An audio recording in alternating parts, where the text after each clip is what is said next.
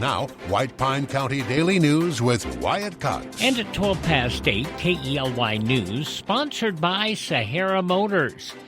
Are you ready for all seasons? The Kawasaki Bridge XR Crew Limited HVAC side-by-side keeps you cool in the summer, dry in the rain, warm in the winter. Conquer any trail, creek, or blizzard while staying comfortable the whole way. Check one out today at Sahara Motors. Our first real blast of winter weather on the way, though it may not be much of a blast, more of just a pop. Showers likely today and tonight. Maybe a thunderstorm. Look for a high of 55. The bulk of rain coming after dark. It is going to make overnight travel treacherous. Nevada Department of Transportation ready for the storm. It's hitting western Nevada at this time. NDOT says nearly 1,000 weather-related crashes occurred statewide last winter, including 7 fatalities. They've got more than 80 snowplows and other ice removal equipment prepped and ready to roll. They have stockpiled sand, salt, and more than 30,000 gallons of brine to help keep highways clear and drivers safe as the storms move in. Eastern Nevada's not going to see anywhere near that impact yet. Photos from Caltrans yesterday, though, showed snow accumulating up on Donner Summit, a stark reminder that winter is coming.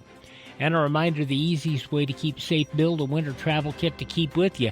And always have the Nevada 511 app on your phone for the latest road conditions across the state.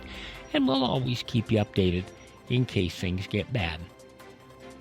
White Pine County Sheriff's Office had a busy weekend across the area. On Friday, deputies handled a broken-down vehicle on a state highway, a custody dispute, and a property line disagreement. Animal control called for a loose dog in Ely, and deputies investigated a burglary after finding discarded merchandise behind a business. Search and rescue also responded to a lost hiker inside a national park. That person found safe. 2 arrests made Friday in Ely. 22-year-old Colton Harris charged with domestic battery and resisting an officer. 40-year-old Travis Coyer booked for home invasion, multiple assault charges, and failure to register. On Saturday, deputies arrested 33-year-old Daniel Johnson of Ruth for violating a protection order. They also investigated a dog chasing a person, threats made on social media, and an unfounded vehicle theft report. All persons, of course, named innocent until convicted in a court of law. It is Senior Recognition Week for fall athletes out at White Pine High. They will be having recognition ceremonies for the seniors. Tonight, Lady Cats Volleyball will be hosting Spring Creek, and right after the JV game, they will be saluting the seniors. Football, that'll be before the game of the Needles game coming up on Friday. Also before the game, girls golf will be celebrated. That will be coming up on Friday as well. And at halftime, the cheer teams will be celebrated for the seniors, I should say. Boys soccer and girls soccer, they'll be dealing with that at halftime of their games on Saturday. In other news, Reid International Airport declining to show a Department of Homeland Security video citing political content. The video featuring DHS Secretary Kristi Noem blaming Democrats for the federal government shutdown. Airport officials say the message violates their policy against political or religious advocacy, and they claim it could conflict with the Hatch Act, which restricts partisan activity among federal employees. The airport says its public announcements must remain neutral and focus on travel information to ensure an efficient screening process. ACLU of Nevada suing the Las Vegas Metro, claiming its cooperation with federal immigration officials is leading to unlawful detentions. Lawsuit settling on Sergio Moraes Hejabara, who remains held at the Clark County Detention Center on an ICE warrant despite a judge ordering him into treatment. ACLU argues Nevada law bars police from making arrests for civil immigration violations.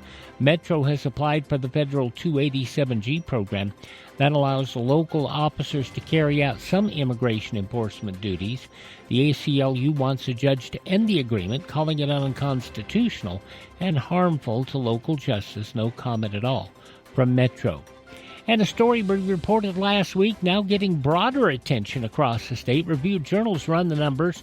They found that Nevada Attorney General Aaron Ford, as we told you last week, spent about a third of last year outside the state, about 137 days. Ford, running for governor in 2026, traveled internationally and across the U.S. for work, campaign, and personal reasons, including spots in France, Mexico, Taiwan, and Washington. Critics argue the travel indicates he treats his office as part-time, though Ford's campaign said most trips were work-related and covered by campaign or third-party funding, not state dollars. That third-party funding could raise questions about possible quid pro quo. By contrast, Governor Lombardo traveled out of the state about 30 days last year, per the same analysis. And at 8:18 for Sahara Motors, that's a check of news from the state of Nevada.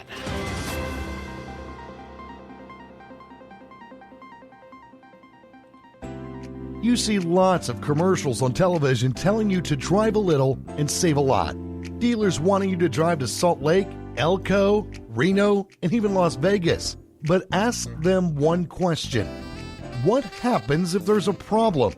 Do you have to drive 3, 4, or even 6 hours to get service? Here at Sahara Motors in Ely, we service everything we sell right here in White Pine County. Shop here first, get our best deal, and you get that best deal by telling Shauna that Wyatt sent you by. Then if you want, shop other places. When you account for the drive, you'll find that it pays you to be a part of the Sahara Motors family. Stop by Sahara Motors, just about a mile north of Ely on US 93. Sahara Motors, we are White Pine proud. Tell Shauna Wyatt sent you by.